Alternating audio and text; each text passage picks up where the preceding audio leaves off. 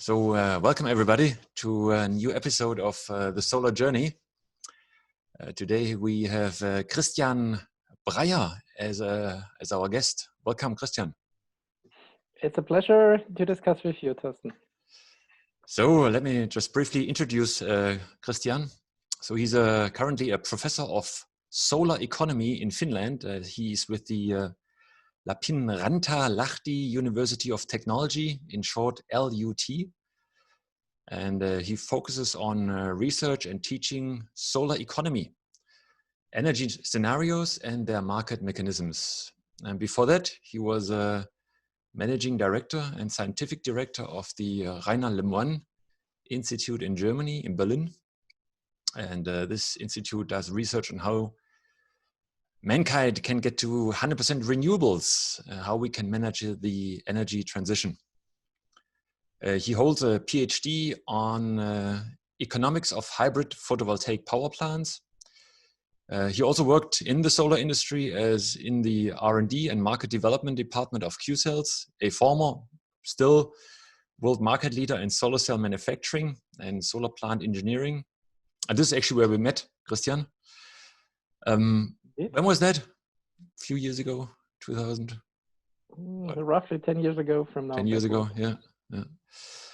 And he's, on top of that, a co-founder of the Desertec Foundation, engaged in the photovoltaic power systems program of the International Energy Agency, and chairman for renewable energy of the Energy Watch Group.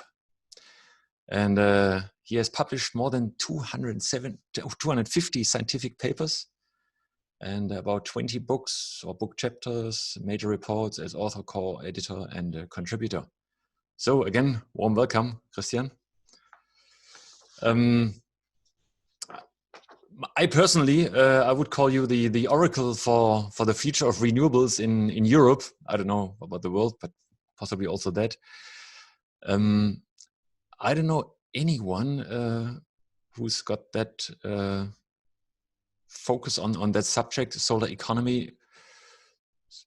Who in the world would you regard as working on your eye level, and who would you admire for that kind of research you also do? Who do you look up to in your area? To be honest, as a researcher, you always work, or you always stand on the shoulders of the giants before you. So, and as a researcher, in the very end, you add a small piece of insight to what had been all available. Yeah. But maybe answering your question in more detail, I would take a kind of a broader perspective, because nowadays it's easy to be for a sustainable world. However, where the real giant started, it had been a complete different world. So just think back to the 1960s, when Rachel Carson wrote a book called The Silent Spring, where finally all the birds died due to chemicals all around. Okay, nowadays we accelerate the process with dying insects, and due to that, a huge loss of birds. But that was a kind of an initial step to get huge non-governmental organizations like Greenpeace and others in the consequence founded. So these are the real giants. Or then in the 70s with the Club of Rome, the limits to growth. So where we really understood for the first time, we cannot go for an everlasting exponential growth. And maybe that's then a follow-up question. What does it mean for renewables? But now coming closer to solar economy, the first who really sketched out what solar economy means was Hermann Scheer, finally a politician with background in social sciences. He wrote a book now more than 20 years ago, and in the English version, the title of the book is Solar Economy. So, and it was really sketched out what it really means. But to be honest, the real giant from the scientific point of view had been the person practically no one knows. It's Bent Sørensen. He's from Denmark. And he published in the mid-70s the first 100% renewable energy research article in a full analytical way. So, and then even in the 1990s, such analysis for the entire world. And it took more more than 15 years that a second researcher redid the job. So he was obviously half a generation or even more than that ahead of the rest of the planet. So they're not the real giants. What we nowadays do is just to do it better what already exists, Okay. to be honest. Yeah.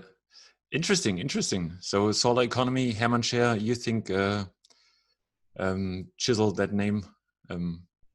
He defined that time of that department of research or activity as the first person. Yeah, to be honest, it's not only research in social science or in psychology. We know that in the very end, you have only a few persons defining a new field. Yeah. And they have maybe a visionary power with new ideas. And if these ideas are really good, then others will understand that and then follow them and then spread the idea to society. And without such visionary power, there are no followers. And obviously, Hermann Scher have been one of the very first really thinking on that. I would not say that everything is 100% perfect, what he ever said. So I'm far from that, but the core of everything is great. But of course, this is just the visionary power to get started.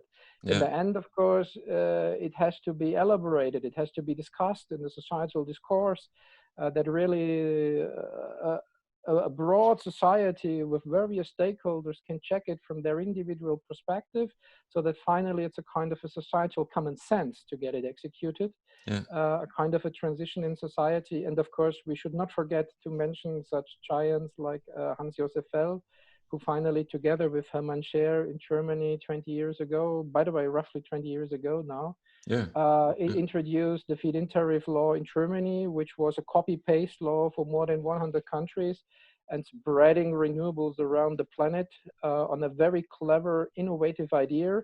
And the innovative idea is we have a simple law, in the beginning a simple law, then it was destroyed later on by opponents, but anyway, a simple law that everyone can contribute to a revolution to get a sustainable energy system. And I think this is a great invention from a political field, from a societal point of view, and finally also from a legal point of view, because it enables everyone to be part of energy revolution, not only the usual suspects with large utility companies or others. Yeah, excellent. Thanks a lot for that. Let me come briefly back to your professorship. So that is co-funded by a company. It's called Fortum, and they are also engaged in the renewable energy business. So how do you interact with that company? How do you make sure that your science is not influenced by their interests? It was just a strategic outcome of how to say restructuring process in Fortum. Fortum is the largest power utility in Finland. So they said, okay, it will go towards fossil-free generation. Renewables will play a huge role. They called it also solar economy, but from a physical point of view, so meaning all renewables, so wind, solar, hydropower, bioenergy, even geothermal energy, but of course we know it's not really physically from the sun, but all others are finally physically from the sun. And then they thought, okay, what they really need is young engineers joining the company. They should have really new, different ideas in their mindsets, and maybe better during their studies.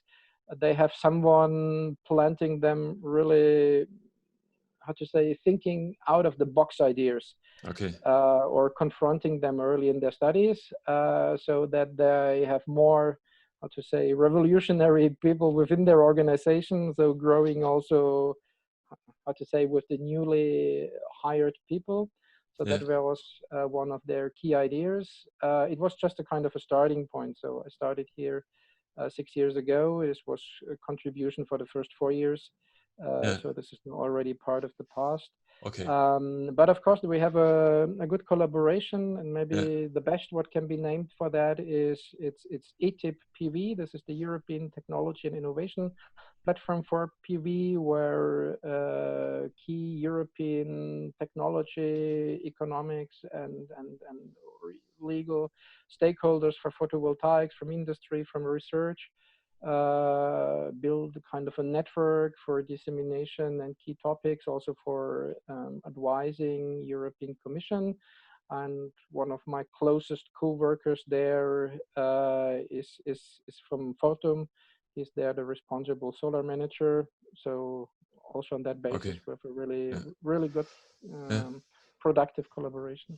So do I understand correctly? So basically, Fortum is like a conventional, used to be a conventional utility, and they now decided a few years ago to move to accept, tolerate, incorporate renewable energies, and they used the sponsorship of your professorship and then those new students, those graduates, to transform their internal culture, let's say, mindset.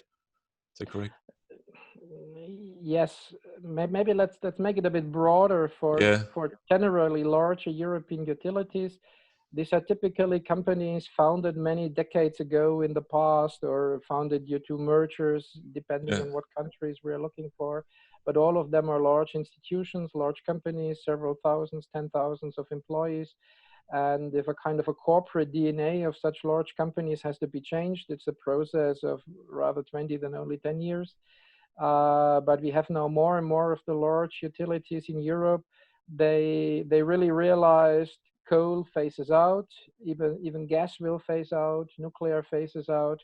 And whenever a large utility, and of course there are more, so we know them in Italy, in Spain, in Germany, in Netherlands, Sweden, they all come to the conclusion, okay, if you have once mentally accepted that the previous nuclear or fossil business is just phasing out, then they're mentally open-minded to what are now the new challenges, what are the new opportunities. And then suddenly they realize, okay, the world in the end will be electrified. We need electrification for heating, we need electrification for the transport sector, we need electrification for industry, we need electrification for steel via hydrogen and other options. And then suddenly they realize their market may grow by a factor of 4 or 5, even in Europe. And then suddenly they get really clever, new creative ideas. However, I realized that only with companies when they really stopped the old business. So the old stranded assets in fossil and nuclear fuels, they have to be maybe spin off in companies which finally just they're ramped down. So it still may take 10, 20 years, as for example, coal or nuclear exit in Germany, with coal exit still close to 20 years from now. But in the very end, if this is already legally done, then they're open-minded for new opportunities. And I think this is a process all these companies go through earlier or later, at least if they want to survive as a company. Yeah, they better do. But let's step a few years. You used to work as a tax advisor. You've got some sort of a degree in business, and then you switched somehow to science and then to solar. How did that all happen, and why did it happen? Yeah, I started a bit earlier with my, professional career. I've worked as a tax advisor assistant. So in my early years, and it was okay. It was nice. You can earn your living expenditures. But in the end, I missed a bit what would be the impact finally, what I would do daily. And then I decided, okay, let's try something technical. And at that time, I read the first books of Hermann Scheer. And then I thought, okay, why not? If it's a growing, interesting market, so still fully having the mindset of with a business background, I thought, okay, let's go for that. And I got a really great, advice from a teacher. Christian, you typically start very fundamentally with all the topics, so maybe you should do the same with energy. And then the advice was, maybe you should start studying physics. So what I finally did. But it's a big jump, right? From a tax advisor assistant to study science, right? Yeah, in the very end, I was young at that time. So if you're young and if you spend a few years in the field, which you may find out 3, 4, 5 years later, it was not the best decision in your life before. But if you did already 2 degrees in your first professional career, then the way back is not so complicated if you're still young. Okay. So I thought, Okay. okay, if you're young, you can go for some risk taking. If it works, it's fine. If not, you know your fallback option, so it's okay. But I guess the advice was really great to really try to understand the nature of energy, because Okay. this is finally all about. And that, of course, studying physics is great. But when I had been at university, technical university, I immediately realized that I had been in many courses about engineering energy. So in the end, it was then also a degree as energy systems engineer, because it has to be applied. So if you are a physicist, you have to be very careful that it has still to do with reality. So you can live in theoretical spheres. Yeah. And being an engineer also, that helps, of course, much more to look for the real solutions, because this in the Okay. end is needed. But basically, you right from the start, you had the vision. You wanted to work in the solar economy, right? Really, the economical part of it, rather. So the science engineering part was just a stepping stone to understand the details of the technology. Let's put it this way. And then, but you already had a long-term view to work in that, work more on the economical part of it. I would say it was more a kind of a journey to find out where are the fields you want to be. A So journey. I if like that. you're, Yeah. yeah, if you're still in your, how to say, late 20s, you can walk a bit around and try and what you want to do. Yeah. And if you had a study in physics, then it's not so surprising if you think on renewables that photovoltaics might be something you want to test. Mm. Because to be really good in photovoltaics, you should learn or know quite a lot about solid matters. Quantum physics may even help there.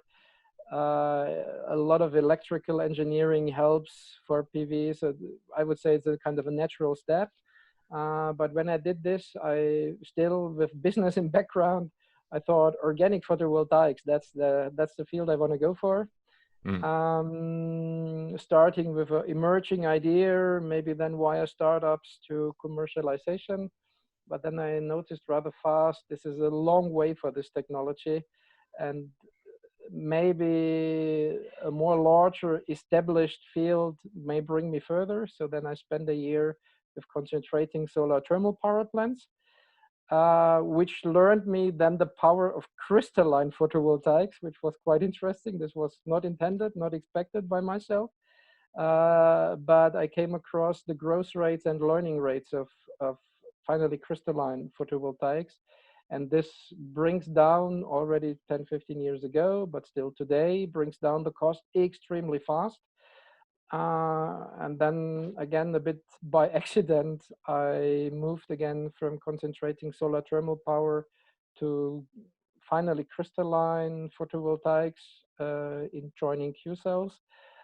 Still responsible there for what was called technology screening at that time. So all what was not really already established in the company, still organic photovoltaics and other topics, but that taught me more and more what is really the power of photovoltaics, and finally crystalline silicon photovoltaics, which is still today by, I don't know, 97% the world market dominating technology. Yeah. And it's really, really, how to say, powerful. But Yeah. of course, in the end, it really helps to look left and right hand side, a bit forwards and a bit backwards, maybe understand it more as a journey. Maybe that also brought me in the end back as a researcher, because if you are still on a kind of or feel yourself on a journey, then you have to look a bit around what is left, what is right, what brings you further, what is a good solution. In the end, that photovoltaic is so relevant and so dominant is by accident. It's finally a very low cost technology, and the sun shines everywhere. Yeah. And that makes it super attractive for an energy transition. If it would be another technology, then maybe we would talk on another technology. Yeah. But solar photovoltaic has this outstanding bright future. Of course, it's relevant to understand it better and go deeper and deeper, and really to see how to finally get it, how to say, utilized for mankind, for all of us. So how did you end up in Finland? I mean, you just mentioned the sun shines forever. Finland is not known for lots of sunlight. So why Finland? Why does Finland have a professorship on solar? Why why couldn't you go to Spain, Italy, Australia, where there's a lot more resource, which is sunlight in this case? Yeah. What life teaches us is you have to take the opportunities which are available. Yeah. To So there try are to no other fulfill options in that. your dreams and wishes when it's possible to fulfill it. Finally, there was this open position to go for solar economy research. Yeah. And then was the question, okay, let's do it now. And here in Finland, so or follow a dream which may never come true. Yeah. So then follow the dreams which are available. That's I'm very sure. simple. Yeah. I never regretted this decision. Yeah. So are there any other professorships on solar economy somewhere on this planet, or is that? I'm not sure whether they have this name, but of course there are several colleagues doing very similar topics. Okay. So typically they have done professorships in thermodynamics, professorships in physics, of course, in engineering, doing similar topics.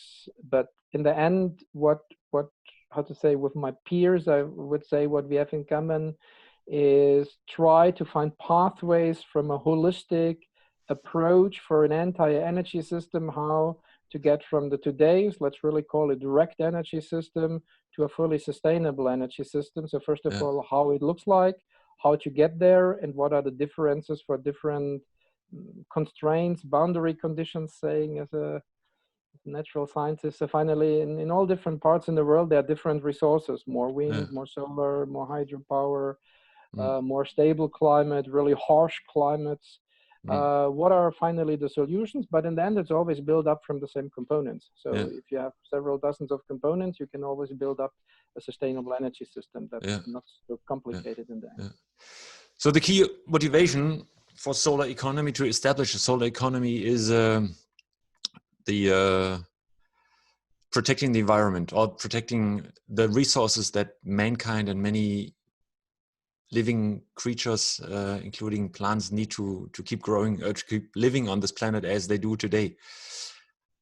Very simple question: how much are you convinced that climate change is man-made, that it's a threat, and not just changing things, and we can cope with it in some way? We just figure it out, right? So why do we need to fight climate change? In the end, it's a simple matter of fact that it's man-made, and this is known since decades. We know it now by 99.9%, okay? But there are scientific publications since 10, 20 years. They say us with a very, very high level of insight that this is man-made. But you can go back. There are books German families had in their bookshelves in the 1960s. The book is called, translated to English, Our Blue Planet. And there is a chapter in the middle of the book written from a former rocket scientist who moved with Werner von Braun from Germany after Second World War to the US. And the book was written in the early 60s, and it's very simply explained in that book. There is a increasing share of CO2 concentration in the atmosphere. It's had been these early measurements from Mauna Loa on Hawaii. He simply wrote there, this is due to burning fossil fuels. And as we know from a greenhouse gas, it will heat up the planet. Written in the mid-60s. Mid-60s, so this is 60 years ago. Yeah, 60 years ago. All what we learned from that time is we understand it with more details, but there is no further fundamental insight. It's very simple. So how can still people, so how can still so many politicians, big guys, small guys, stand up and say it's not man-made and it doesn't happen, and let's just keep going? Albert Einstein said there are two things which are unlimited in the world. It's the stupidness of people and the universe. And for the latter, he's not really sure. Maybe that is one explanation. But the second explanation is we have enormous vested interests. So there are huge capital stocks invested in non-sustainable infrastructure, technology, fossil business. And as all organizations or organisms want to survive, also companies and organizations want to survive, and they simply fight against the survival mode of of mankind, of our civilization, for short-term profits. So this is the second reason. And if you are a large, powerful organization, then you spend huge amounts of money to secure your next quarter's profits. And whether it destroys the existence of others might be not relevant in this small short-term optimization. And this is also known since decades. It's similar to tobacco and to other industries. They destroy our lives, and in the end, we people have to decide with our elected or due to whatever reasons and what regimes brought into force politicians that our suicide mode ends. So we have it in our own hands that it stops. At least in democracies, we go to elections and we decide on our own who will lead us and who not. It's very simple, and it's known from everyone. Or typically from politicians, whether they fight for fighting climate change or whether they're not so much interested in the topic. And it's our own decision whom we vote. Yeah. So fast forward 20 years, who's going to win? Will there be something like a winner? Yeah, it will be a renewable energy system, because what we know from humans in the end, and of course that we have to accept from ourselves, we're African savanna animal. And that means in our inner brain, it's very clear we still act in this mode. And in our current COVID-19 crisis, we can experience that very well again. If we look into the eyes of the lion, we will survive. And that means if there is a virus around, which can immediately bring our health system into collapse, so that many, many people are on a major threat and finally will die, then we are able to enormous drastic measures globally, immediately in all countries. So are we already looking into the eye of the tiger, or when are we looking? Some say for doing Corona, for the last yes, 20 years. We did it. Yeah, for the renewables, I mean. No. For the renewables, it's different, because the point is to look into the eyes of the lion means we need a immediate threat in front of us. So it has to be our threat now. And we had it 10 years ago with the financial crisis, where the global financial system had been maybe only 1 weekend close to a global financial meltdown. And then global cooperation among countries within 1 weekend was not a big deal. As humans, we're able to that. Corona crisis is very similar. The problem with climate change is, this is unfortunately the other part of our human nature. What is not immediate threat in front of us, we delay to the next day. So then we are like a frog in the boiling water. We prefer to get boiled. And this, unfortunately, is the problem with climate change. Due to that, we don't go for immediate actions, because many, many, many people more will die due to climate change if we continue the present pathways than in theory could have been ever died with COVID-19. The only problem is with climate change, this is so a complex topic. It takes many years. It's not what happens within a few weeks or months, or maybe 1-2 years. It's something which requires the care of 1 or 2 generations to really take care of. And as humans, we're not really made for that. Luckily, the young generation is different.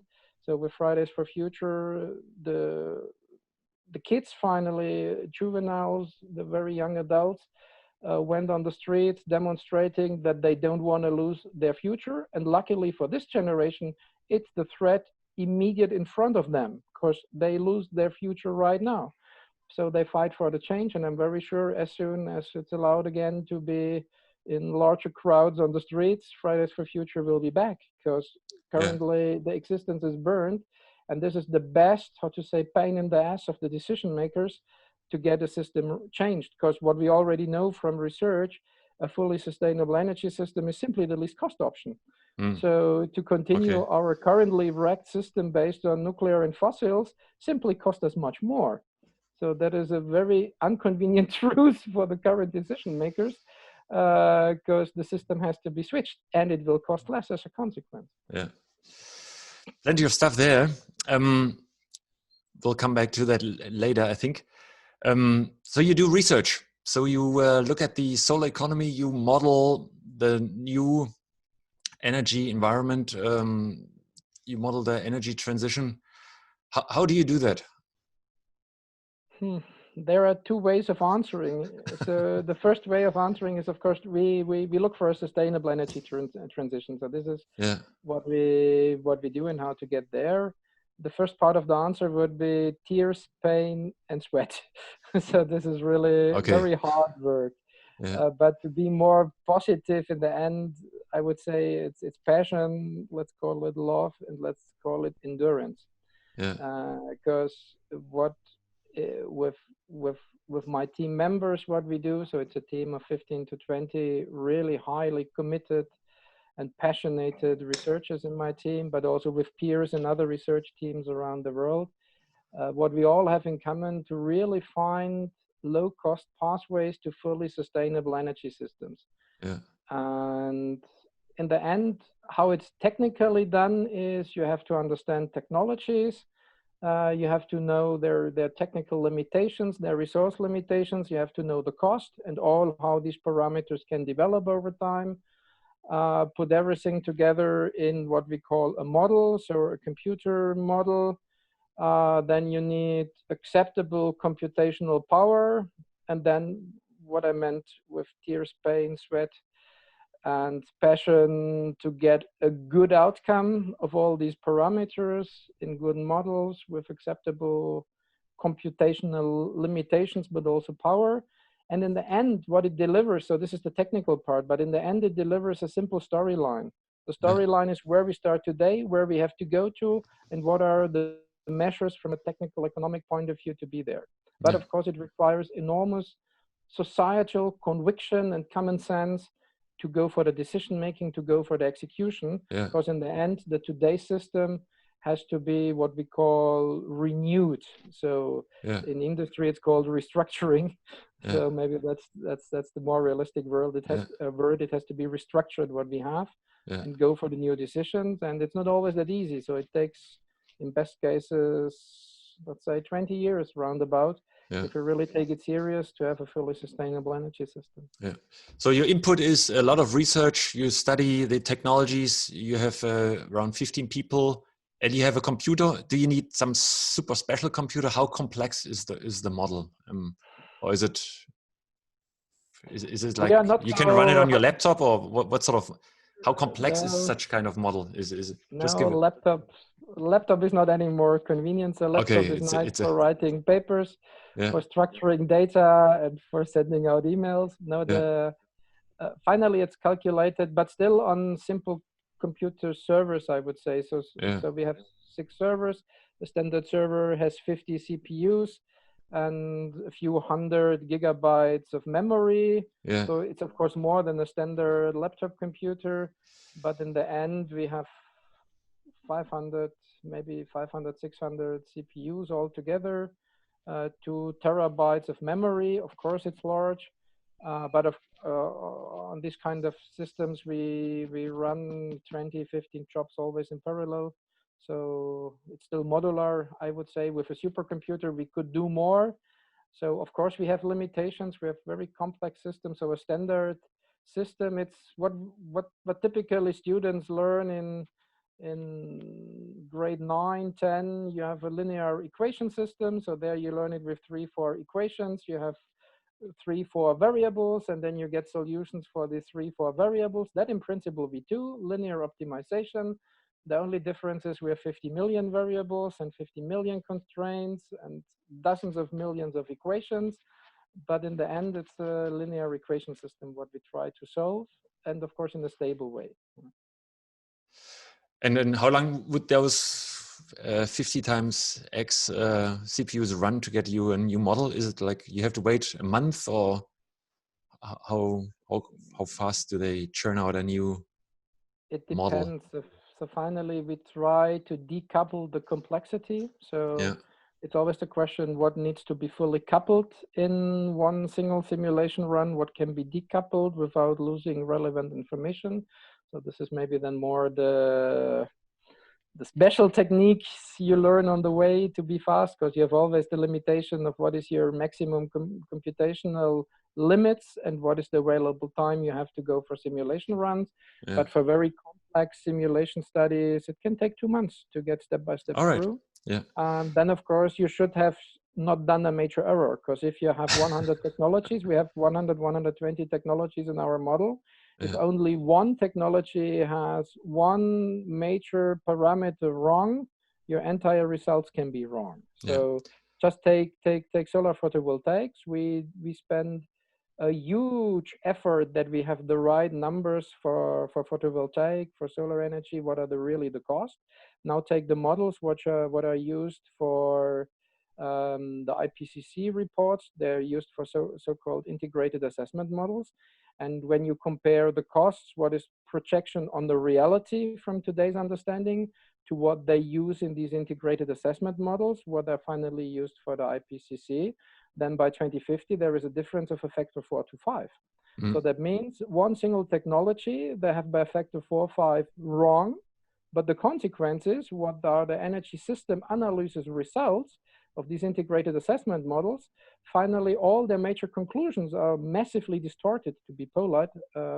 More in a plain language, I would say their major conclusions are simply wrong. And the reason is one component is fully distorted. So due to that, it's a really very, I would say, responsible job to really take care that all the relevant technologies you take into account in such a model are really describing what we could say is a realistic description, first of all, of reality, but then also projection into the future. So this requires a lot of hard work and finally also experience. So to really know the pitfalls around. Yeah. So you must have a lot of IT engineers, specialized IT engineers to set up those models, and I guess research students who analyze those technologies and give those parameters to the model, right? And then it's a mix of mindsets and people. So if you have really tough engineers, electrical engineers, physicists, they're all used to go for programming. Okay. So, and in the end, of course, what is our key requirement?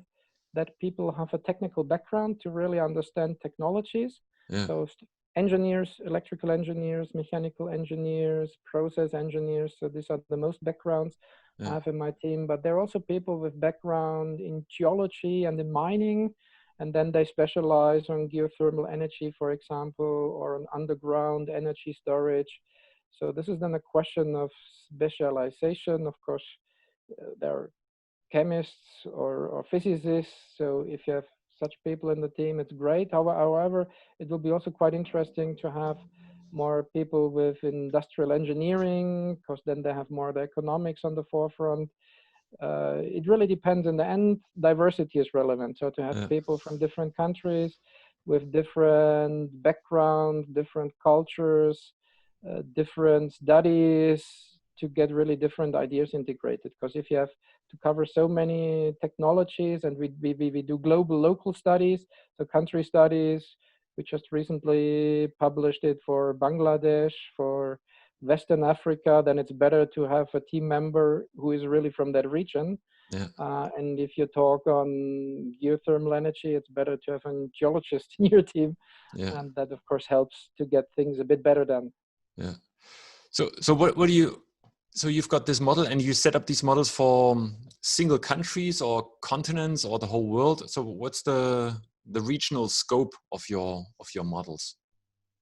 I always say it's, again, maybe my business background, it's like a SAP software. So you have a general framing software, but then you decide to what specific application you want to apply it. And this is exactly what's it about. So it can describe energy transition. And you can decide whether you want to go for a country, for a continent, for the planet, or maybe sub-level of a country. So we just, right now, we're very close to have a report out where we study from a major country on the planet how to get the capital run on a sustainable energy basis. And we talk on a capital with several tens of millions of inhabitants. So in that city, it's simply not possible. And then you have to find a way how the surrounding states in that larger country can support the capital. So, and this is, we all do with the same model. You can apply for that.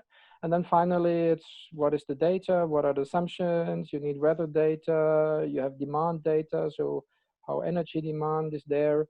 And then you finally zoom in, zoom out, whatever you want to study. So honestly, if we would get a nice project from Elon Musk, we would also do such study for having sustainable energy supply on the moon or on the Mars.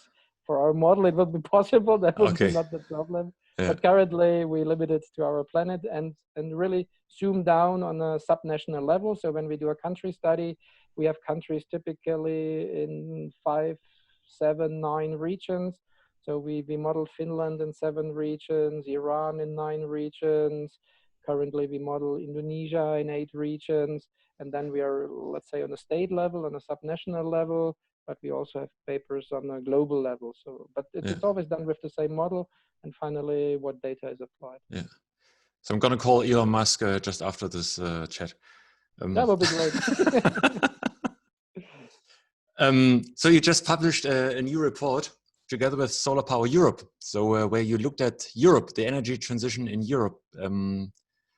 And the key outcome is how we can get to 100 renewables in Europe by 2050. So what are the key findings? How much does it cost? What do you want to share with our listeners on that report? Why should they look at it? Maybe to make it short, so first of all, everyone can download the report, so it's open access. That's the most helpful for facilitating societal discourse. But the message is 100% renewables in 2050 cost less than to have a slowed down energy transition where we have still greenhouse gas emissions in 2050, where we have a higher nuclear share. They simply cost more money. So it's a kind of a least cost option to have the job done as it's announced by Commissioner von der Leyen to have the European Green Deal. So finally, this is the least cost option for Europe. However, maybe the more challenging question is, what does it mean if it will be faster? And we have finally in the report 3 scenarios. What we call the moderate scenarios, 100% renewables by 2050. But we have a leadership scenario that also tells us 100% renewables by 2040, which is 20 years from now, would be possible. It will be well affordable and it would not cost much more. And this is very close to what Fridays for Future finally claims, that in the end, within 10 years time from now, we have eaten up the carbon budget, if you can even say it in that cynical way, to still remain in a 1.5 degrees Celsius world. So Fridays for Future finally claims within 10 to 15 years, a full transition to a sustainable energy system should be done. At least for 20 years period, we have shown it can be done and it's well affordable, in particular for a rich region like Europe. And what we learned from our global studies, if you can do it in Europe, you can do it everywhere on the planet, because in practically all regions in the world, it will be easier, faster, and lower in cost than in Europe. And the simple reason is Europe is in the farther north, where solar energy is good, but in the rest of the world, it's typically better. So it's lower in cost there. But Europe has excellent access also to wind energy. So finally, the combination of solar and wind, this is also the key outcome of the study. We can go for the transition, and maybe we're the first in this major study that the lion's share also in Europe in the end will be solar energy, solar photovoltaic, and the simple reason it's low in cost. So, and even the total energy transition you said is or the least cost. What do you mean by that? Even if we would stick to the conventional energy systems, it would be more costly. So if we would stick to nuclear and coal, this would be more costly. This is what you mean? Yeah, it's super simple. So a new nuclear power plant, if you do everything perfectly, costs you 100 to 120 euros per megawatt hour. So this is the electricity generation cost of a newly built nuclear power plant. The world record published last week was in Abu Dhabi for $13.5 per megawatt hour, so 12 euros per megawatt hour. Now let's say in Europe it may cost a factor of 2, So then it cost, maybe if everything is more challenging in Europe, then it would cost 25 euros per megawatt hour in Europe, electricity from solar photovoltaic for the same conditions as they got this large photovoltaic power plant in Abu Dhabi. And this is only a quarter, even less than a quarter of a new nuclear power plant. And then is the question, what is the cost to have a 100% renewable energy system stable in all hours of a year? And then you end up with numbers not more than 50 euros a megawatt hour. So to have a fully sustainable energy system for all hours of a year cost you half or less than half of a new nuclear power plant, which is anything else than stable for the electricity demand, because it can only provide a base generation electricity outcome. But during daytime, we need twice the electricity than during nighttime. So we have a kind of a variable load or demand over the day. So we need a mix of different opportunities. And in the end, a renewable system, a solar system is simply lower in cost. And you can do the same simple equations with fossil energy. Coal and gas is simply expensive. So a new gas-fired power plant costs you 50, 60 euros a megawatt hour, all cost included, but still CO2 costs zero. But we know the CO2 price for a 1.5 to 2 degree Celsius world is 180, 200 euros per ton CO2. And then a gas-fired power plant costs you 70, 80, maybe 90 euros per megawatt hour. But if you get a 100% renewable system for 50 euros per megawatt hour built from now on in the next 20, 25 years, then just investing in fossil and nuclear burns financial resources, which in particular after or now after the COVID-19 crisis, we simply do not have anymore. We did not have these resources before. We even have less resources now. So all new investments have to be fully sustainable. Otherwise, they're a burden for the welfare of our societies. So governments all over the world now think about how they can restart the economy, and many now want to have this money spent into renewables, right? To start the solar economy on a grand scale, right, in all over the world. Do you think mankind or single countries will use this opportunity to spend this money, which has to be invested wisely, or what's your bet? Let's say let's look at France and Germany and the US. How will the prime ministers decide where will the money go?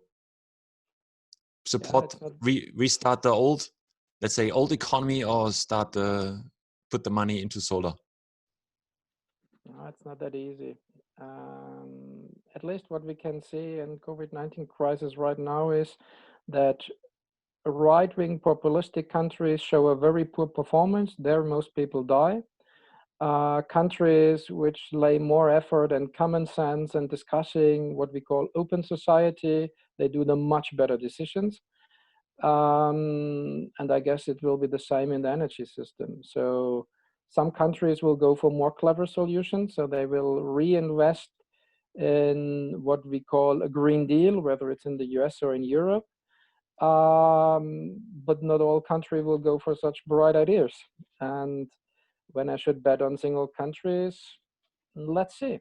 So Germany may have good preconditions, but the coal exit until 2038 is a very, very poor common sense. Coal has to be stopped in less than 10 years' time. Everyone knows that. So whether we do these good ideas, I don't know. Many claim that, for example, ramping up again the automotive industry should be done with sustainable concepts. Let's see whether we get a push for electric vehicles, which might be forced to use only renewable electricity, because this will be a really clever idea, or whether old diesel cars are pushed into the market, worsening the situation. So let's see. If I would have a wish or could have a wish, only sustainable solutions which could be part of a really serious Green Deal should be supported. When it comes to infrastructure investments and others, should really use this major economic, how to say, turning point to make everyone clear some activities have to be stopped and sustainable ones should be ramped now, and not putting new money for old solutions. That does not bring us further. You just mentioned the car industry, and then both of us are Germans, and Germany is a car country. The car industry is massively affected now by COVID-19. We had the diesel crisis, diesel scandals, and basically, when you think about it in a rational way, the car industry should now be interested massively to switch to renewables really quickly, right? Otherwise, the electric cars don't make sense, right? Electric cars are great, but they have to be pushed into the market. So just let's take the announcement of the largest car manufacturer in the world, which is Volkswagen. They just recently, was it in February, in March, announced that their new platform for electric vehicles, which is this ID.3, should have a selling price not different to a combustion car. But we know the running cost of electric vehicle is lower than that of a combustion car, so that will be the killer application. However, currently you cannot yet buy it. But the point is, if there is a support for the automotive industry, from my point of view, it should be only for sustainable solutions. Yeah. And then they have to deliver, and maybe then they can even restructure their companies faster. So if you can sign now a contract that you can sell a sustainable car in half a year, it should be still fine for the company. And then they have to ramp up their more sustainable solutions even faster, because they're all in this transition phase in the companies, whether it's for Daimler, whether it's for BMW, whether it's for Volkswagen, there is no difference. And then they would have high growth in segments which are really sustainable, and maybe more pressure in the segments which finally have no bright future anyway.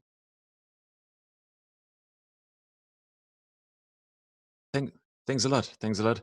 And another report was just published. It's the ITRPV roadmap. It's a roadmap for the solar industry, and this report also cited some of your research results.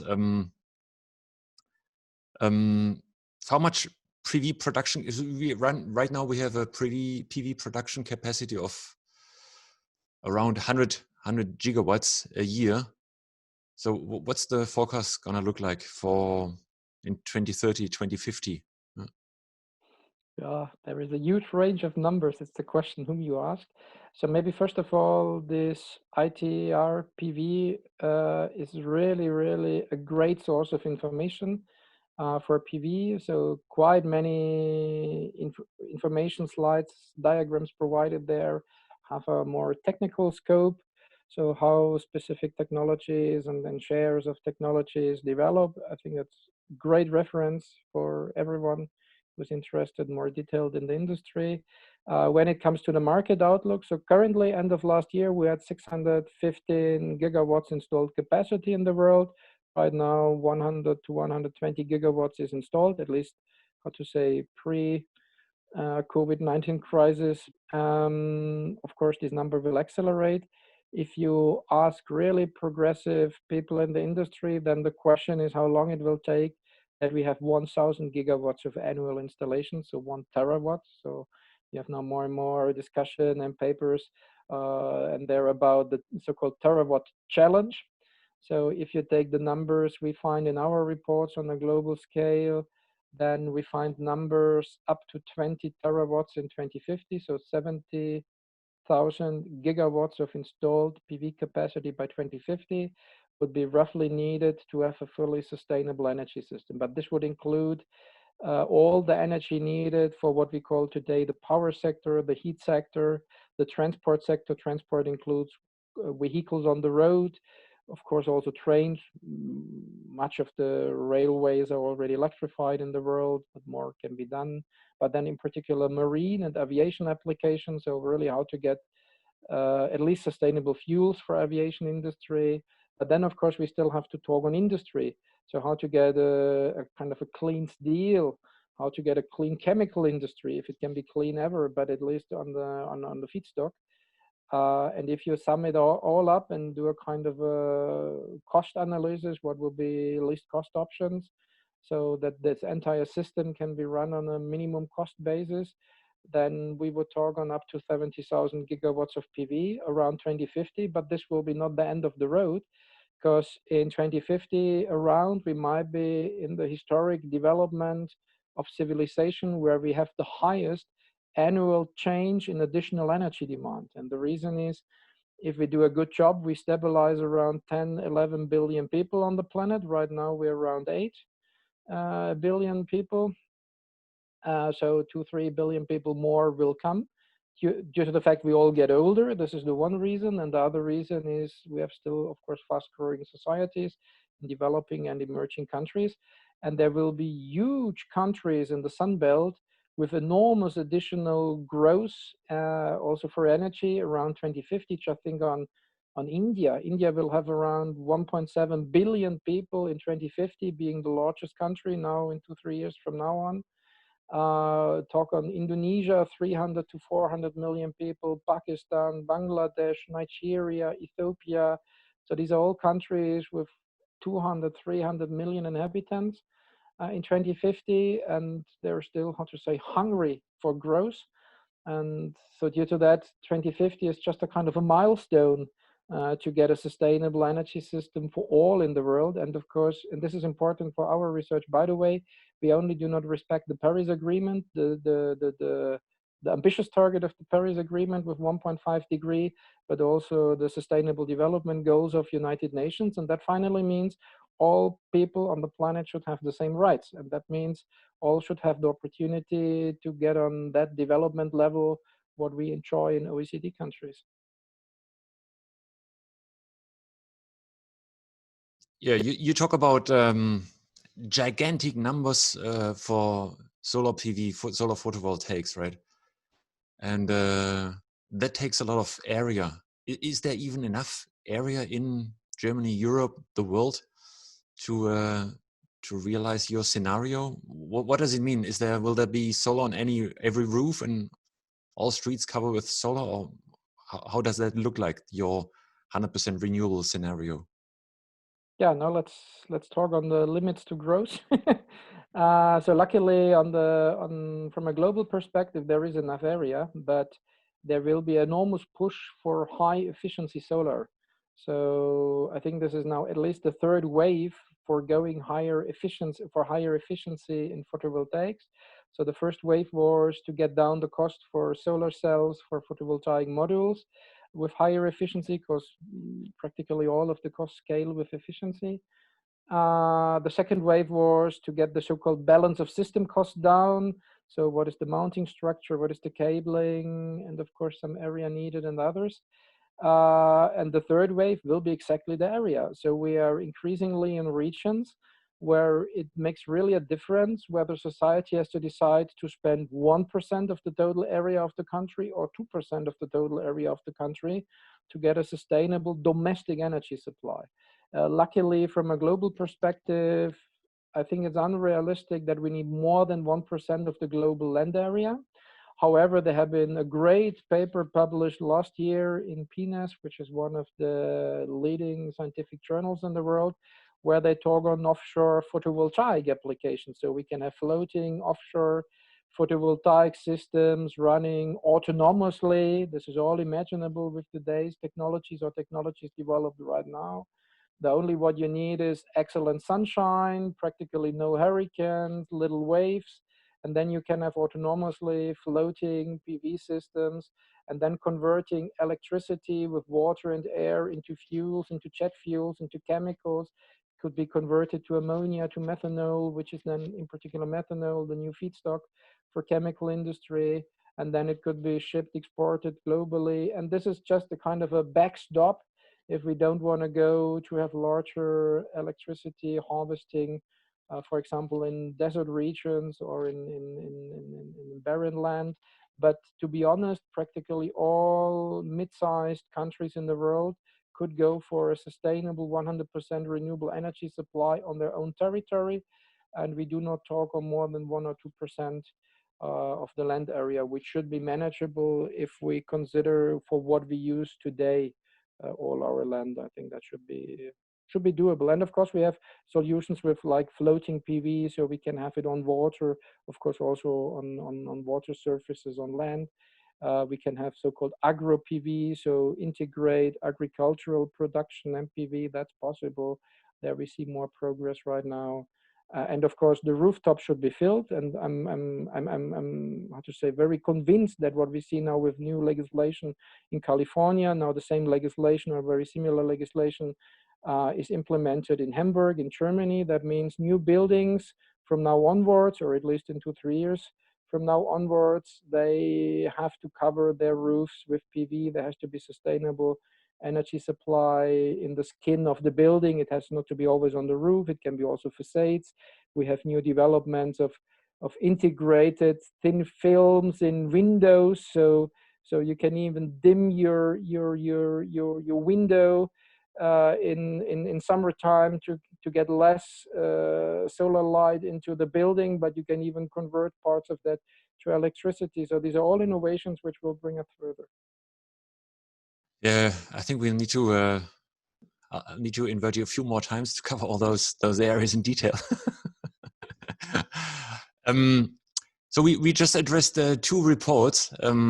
That's one is the Solar Power Europe report and the ITRPV roadmap.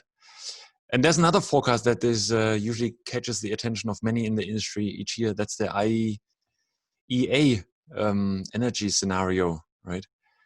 And I personally have I don't know, you need to help me here, right? I think you're even involved in that, because basically the actual growth of the renewables is gigantic, of PV is gigantic, but the forecast from the IEA is usually just a flat line for the future, right? So there's a, do you know what I mean? So I got a printout here. I don't know if you can see it too nicely, right? So the black line is the actual scenario, what's happening in the past, and those blue colorful lines are the forecast that is usually given at that point of time when it leaves the black line by the IEA. So if I understand it correctly, and if this analysis is correct, then the forecast is usually totally off. And the reason why I ask that, because the International Energy Agency, that's an agency where countries are actually members, and then there's the big OECD countries are members. And so I would assume that the forecast by such a council is very important for policy making, right? So I wonder why the forecast is so off. Sure. Now it's difficult to answer so that I do not get sued in court. To make it first of all simple, the diagram you have shown is really great. It's from Auke Hoekstra, a colleague in the Netherlands, and it's a great diagram, and it documents that for the last 20 years, the world energy outlook of the International Energy Agency is an ongoing story of continued failure, and that has to be made in that very clear words.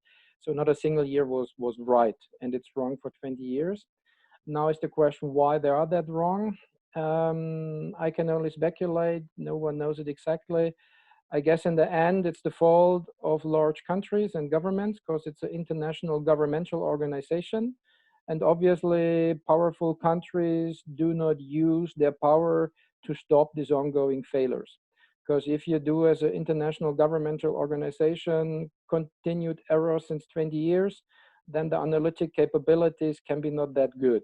So this is just stating the facts.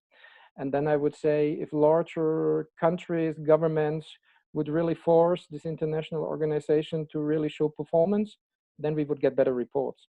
The problem is the World Energy Outlook is still a kind of a holy book, since practically everyone in the energy community knows such reports. But I know increasingly fast-growing communities all around the world that do not take it any more serious for renewables, in particular for solar, because it's known since 20 years it's simply wrong. Why they are so wrong, I don't know. It has to do with scenario framing. It has to do with vested interests, of course. We know there are countries there involved. They favor nuclear. Other countries favor fossil fuels. Other countries don't push for renewables. So it's a mix of many things which are not really well established there. I guess what one should really point out is that Energy Agency has nowadays a really green communication. So when you trace what is communicated during the last few years, then they clearly push for a transition in the energy world to be more sustainable, to be more renewable. However, this seems to be a kind of a communication strategy because in the reports you cannot find it. So the hard numbers are different from that, which is a really strange strategy. I don't know what are really the backgrounds, but it may have to do with with wasted or vested interests in the existing energy system. I don't know. Maybe large, powerful government should really ask International Energy Agency, please present us a report with 100% renewables by 2050 and as a new scenario, and let's discuss it and fully disclose assumptions, because what's also a problem, not all assumptions are disclosed. What are used for the report, so much is disclosed, so it's even better disclosed, by the way, than International Renewable Energy Agency, so IRENA. They have even a lower level than of transparency, which is not acceptable from my point of view. You never get numbers what really renewables cost in the IRENA reports. You get such numbers from IEA, not for every year, but at least every few years you get some numbers. Then you can discuss whether the numbers are clever or not. Obviously not when it comes to the market, because they failed for 20 years. But it's not that easy. However, let me also say there are also the bright spots. So the bright spots is there are, in the last few years, have been excellent reports when it comes to power to X from IEA. It was not in the World Energy Outlook, but there was a great report last year, for example, on hydrogen, where you can really find good insights, also good cost for example, for electrolyzers. So really well done, that kind of analysis. And for example, there are different special technology programs from IEA. There is a photovoltaic program from IEA, and they regularly publish a really good trends report. So this is end of the year, autumn, or in Q4 trends report, what happened the year before. In solar PV, there is early the year, so Q1, a kind of a snapshot, what have been the leading markets the year before, and this is the photovoltaic systems program of the IEA, where really people dedicated, committed to photovoltaics go for different tasks there, and they do a really good job. So it's really, how to say, there are many shades of gray to have it in this wording when it comes to the IEA. Yeah, nice way of putting it. All right, let's go back to your institute. So you worked on that 100% energy scenario. What are other cool results of your research recently that which could help in the energy transition? In the end, I think it's small steps. You go step by step. So it's not this major new insight you suddenly get, but it's smaller pieces you accumulate step by step. First of all, what we get continuously as a result is 100% renewables is doable technically. So it's technically feasible. What will be the right wording? It's economically viable.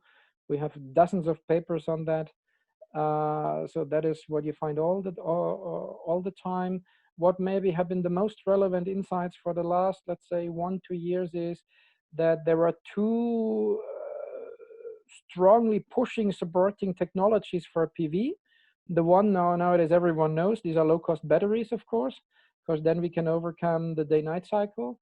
But what had been really surprising for me, even seeing our results now for years, but it was never so obvious than in the Solar Power Europe report where we published it, is this enormous support with power to X. So power to X means low cost electricity transferred for the energy service demand in other sectors, whether it's heat, whether it's transport, whether it's industry.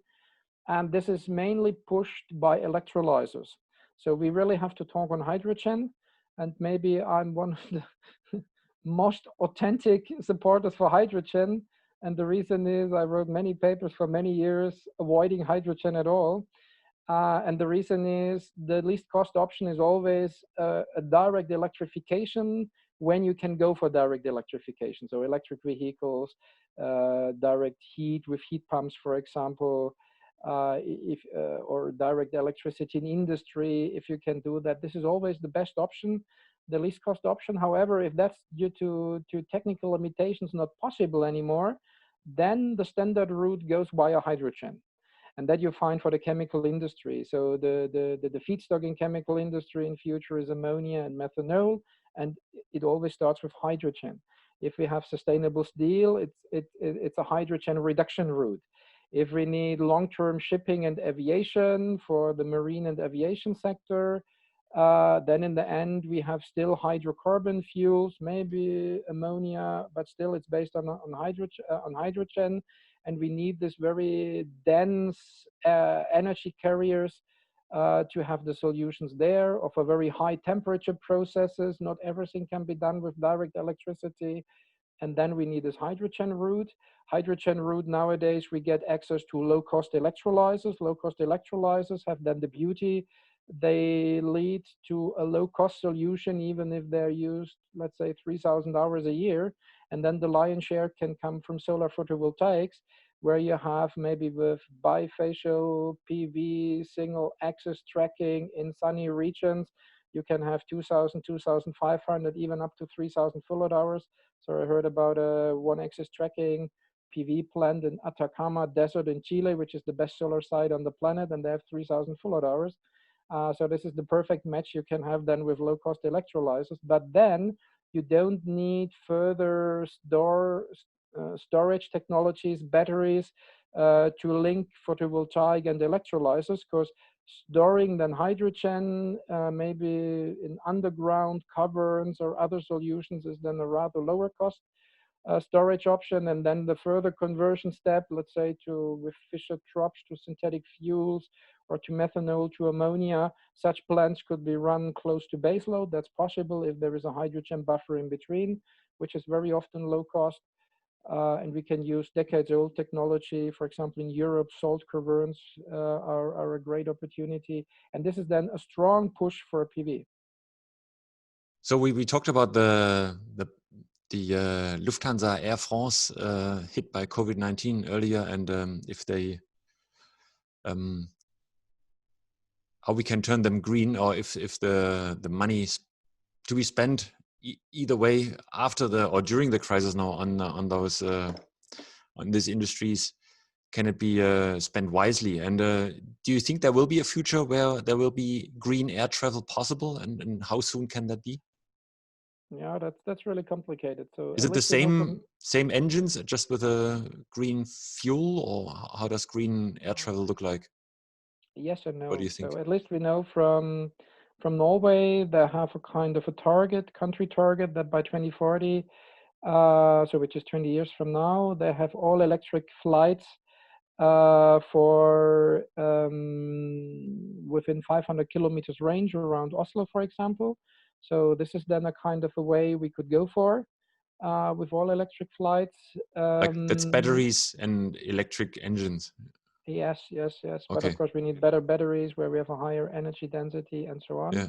And within within what time frame is that target? Yeah, 20 years time. Maybe in 20 10 years time we have such planes, because we have startups, we have Airbus, Boeing going for such projects. So there are even, you find research papers from people doing for decades research on airplanes and aviation. They say 100, 150 people in a plane, all electric, is possible. And they show you on 20, 30 pages what is, how to say, the blueprint, the sketch, how it could be done. We have such startups. So let's be positive on that. But of course, a long distance flight from, let's say, Frankfurt to Shanghai will be not all electric. So there we need a kind of a fuel. And I would say a kind of a sustainable fuel would be still the fuel we have today. So jet fuel, hydrocarbons, but that can be produced based on finally electricity, water, and air. So what we need, hydrogen from water with a standard electrolyzers. From oil, from air, we can take the carbon, and with low-cost electricity, we can bring it to the right lengths of the hydrocarbon chains that we call it jet fuel. It will be not 100% sustainable, to be honest. And the reason are the conrails in the higher altitude. So where we get then these white stripes on the sky, because they finally also push global warming. They have a global warming potential. But the cleaner the fuel, and of course, if the burning of the fuel itself would be, how to say, CO2 neutral, we could massively reduce the overall impact of aviation industry. And honestly, if countries now take several billions, when we talk on 5 to 10 billions per larger carrier, what we're currently talking on, why not having it as a package? That means, and by the way, in 15 years time, or in whatever time frame, but maybe 15 years is realistic, whatever fuel you burn is fossil free. Very simple. Yeah. And that can be done as simple legislation. You can have it in let's say 5 to 10% point steps per year. You can say, okay, you start with 5% non-fossil fuel in the first year, then you have 15% or 12% or what else in the second year, and that you do for 10, 15 years. And after 15 years period, you have a fossil-free fuel.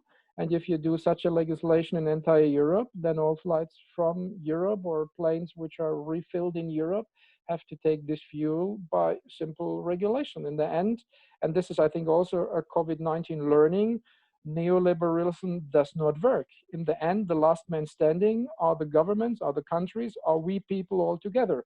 So we form the rules, and if we have a regulation which supports us in our survival mode, then we go for such regulation. This is man-made rules. So technology is available, and now we have to make sure that these rules are applied. And if we spend many billions in airlines, I think then it's the fair right from this public money that we set rules, and the rules are, and please do everything that in 15 years time it's a more or less sustainable business, or at least as close to that as technically possible. And by the way, it's not a target in 15 years time. We need annual milestone targets, and if they're not fulfilled, it gets punishment, because this is finally what works with industry, carrots and sticks. So the carrot is there is a pathway that allows you the survival mode, you as an industry, as a company, and if you don't fulfill it, then you get the sticks. This is finally how it works. Then you would need to protect your, let's say, domestic carrier, right? Because if you have then other countries or other carriers coming into, let's say, France, which don't have to follow that path. It has to be European law, of course. So yeah.